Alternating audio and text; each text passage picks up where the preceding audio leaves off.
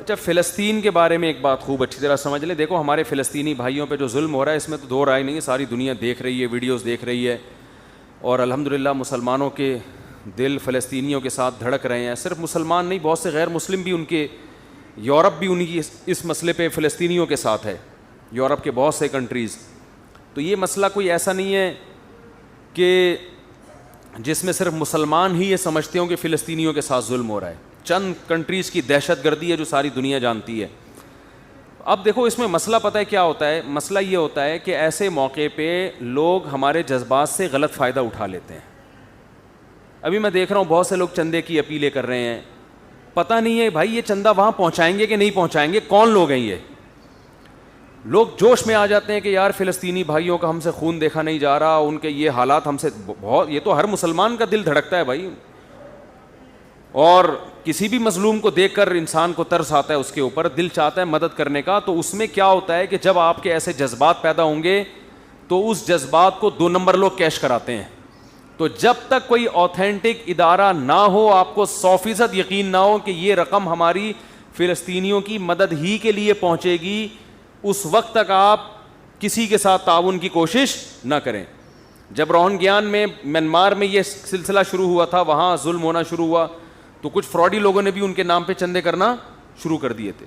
تو میں نہیں کہہ رہا کہ سارے فراڈی ہیں, لیکن فلسطینیوں کے پر جو ظلم ہو رہا ہے ہم سب اس کے حق میں احتجاج کر رہے ہیں, یعنی اس ظلم کے خلاف احتجاج کر رہے ہیں فلسطینیوں کے حق میں. تو لیکن اس میں جو مالی مدد کا جو عنصر ہے کہ ان کی مدد کیسے کی جائے, تو اس میں کہیں کوئی 2 نمبر لوگ آپ کو بے وقوف نہ بنا لیں. اس میں کسی پر جلدی بھروسہ نہ کریں جب تک کوئی ریلائبل ادارہ نہ ہو, پراپر آپ کو 100% اس کے بارے میں یقین نہ ہو. دوسری بات یہ کہ اس وقت ہماری حکومت کی, دیکھو ہم جو چھوٹا موٹا احتجاج کر رہے ہیں, ادھر یوٹیوب پہ کر دیا, ادھر فیس بک پہ کر دیا, اس سے ہونے والا کچھ بھی نہیں ہے. یہ بھرپور طریقے سے, جیسے نبی صلی اللہ علیہ وسلم کی ناموس کے لیے جو ریلیاں نکلی تھی بہت بڑے پیمانے پر, آپ صلی اللہ علیہ وسلم کی ناموس کے لیے جیسے گستاخانہ خاکے بنائے جاتے ہیں, تو پوری ایک بھرپور طریقے سے احتجاج ہوتا ہے, دنیا دیکھتی ہے, ریلیاں نکلتی ہیں, پرامن ریلیاں, تشدد کے قائل نہیں ہے کہ مار دھاڑ کی جائے اور توڑ پھوڑ کی جائے, ہم اس کے قائل نہیں ہیں, لیکن احتجاج بھرپور طریقے سے ہونا چاہیے. یہ جو عوامی چھوٹا موٹا احتجاج ہے نا, وہ یہ بھی بیچاروں کا, لوگوں کا اپنا غم ہے, وہ شیئر کر رہے ہیں, یہ بھی ضروری ہے, لیکن اس کو عالمی عدالت میں اس وقت صحیح معنوں میں اٹھایا جائے گا جب بھرپور طریقے سے ریاستی سطح پہ اس پہ آفیشلی جب تک احتجاج نہیں ہوگا اس وقت تک یہ اس احتجاج کو ہم احتجاج نہیں کہیں گے. تو ہماری گورنمنٹ کی ذمہ داری ہے, اور اسلامی کنٹریز, یا بلکہ اس میں تو اور بھی کنٹریز فلسطینیوں کے ساتھ ہیں, یہ انسانیت کا مسئلہ ہے, صرف مسلمانوں کا مسئلہ نہیں ہے. دیکھیں دنیا میں چاہے غیر مسلم پہ بھی ظلم ہو تو آواز تو سبھی اٹھائیں گے نا اس کے خلاف.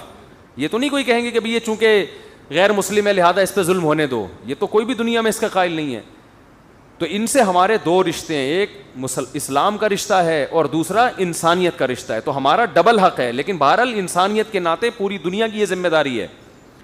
تو اس پہ بھرپور طریقے سے احتجاج ریکارڈ کروانے کی ضرورت ہے, اور بھرپور طریقے سے ملک میں ریلیاں ہوں, پرامن ریلیاں نکلیں, پرامن, یعنی عوام جب تک سڑکوں پہ نہیں آئے گی, دنیا کو احتجاج ریکارڈ نہیں کروائے گی. اسرائیل بھی دیکھے گا بھائی اس مسئلے پہ ساری دنیا جو ہے میرے اگینسٹ ہے, اس وقت تک اسرائیل کی صحت پہ کوئی خاص اثر پڑنے والا نہیں ہے. وہ تو ویسے بھی اثر نہیں پڑ رہا اس کی صحت پہ, لیکن جو تھوڑا بہت اثر پڑ سکتا ہے, ہوتا یہ ہے کہ ہم یہ چھوٹے موٹے احتجاج کر کے نا اپنی صلاحیتوں کو ضائع کر دیتے ہیں.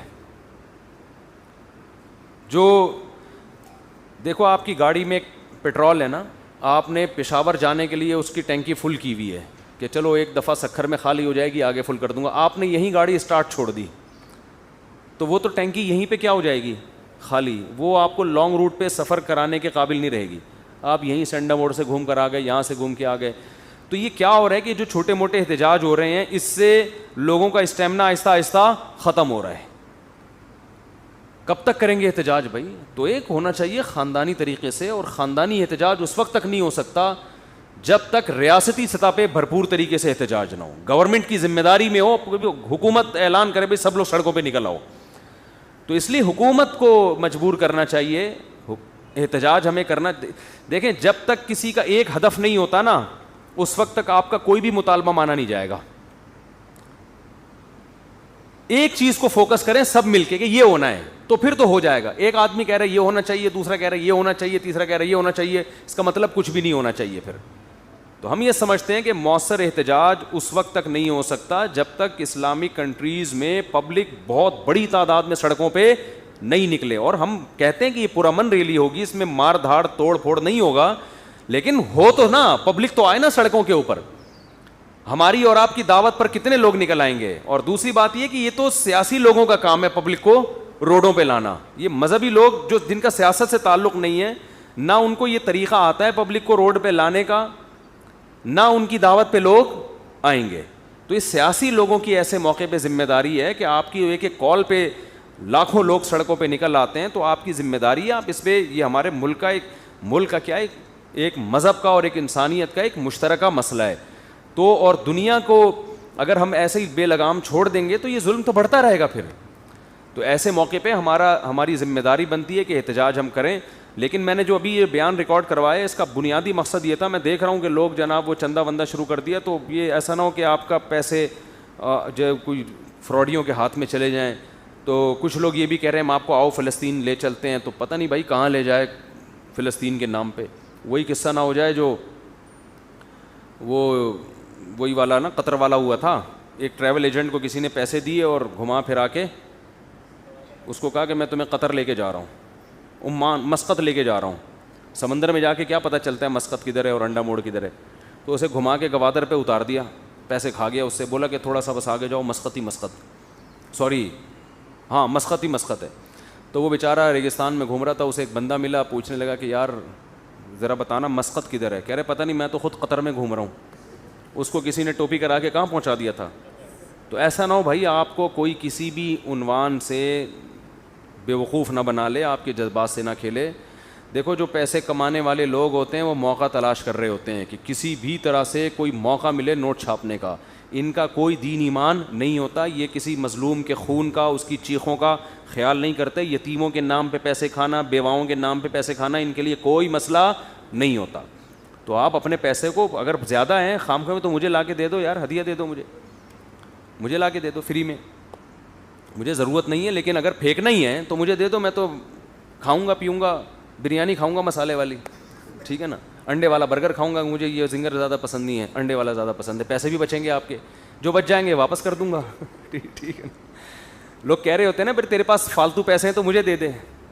تو فالتو پیسے اگر آپ کے پاس ہیں بھائی, مسجد کے ڈبے میں ڈال دو اور کسی مدرسے میں دے دو. خواہ میں فراڈیوں کو دینے کی ضرورت نہیں ہے. تو ہاں میں یہ نہیں کہہ رہا ان کی مدد نہ کریں, وہ تو فرض ہے, لیکن بہت اچھی طرح پہلے تحقیق کریں کہ کوئی مستند دینی ادارہ ہونا چاہیے.